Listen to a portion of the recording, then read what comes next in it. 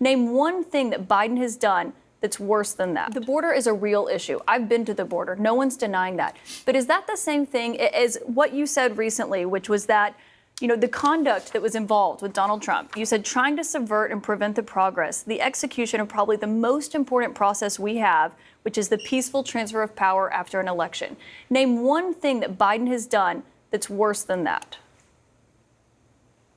I think his whole administration is a disaster for the country. Is worse than subverting the peaceful transfer of power? Did he succeed?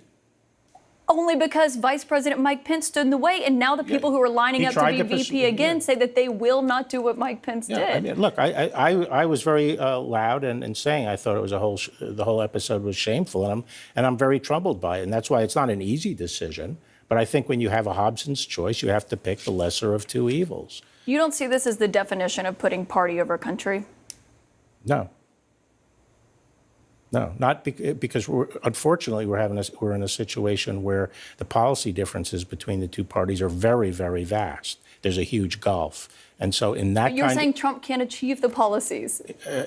I think he's going to have a much harder time achieving them. But you're voting for. So you're voting. So just to be clear, you're voting for someone who you believe tried to subvert the peaceful transfer of power, that can't even achieve his own policies, that lied about the election even after his attorney general told him that the election wasn't stolen. And as the former chief law enforcement in this country, you're going to vote for someone who is facing 88 criminal counts. Well, look, the 88 criminal counts, a lot of those are, and I've said. Even if 10 of them are accurate. The answer to the question is yes. I'm supporting the Republican ticket. But can you say that you're voting for Donald Trump? Because you're not saying his name. You just say you're supporting the Republican ticket. I've said as between Biden and Trump, I will vote for Trump, because I believe he will do less damage over the 4 years. I believe we're facing the most dangerous situation we've ever faced in the world, a lot of it invited by Biden's weakness.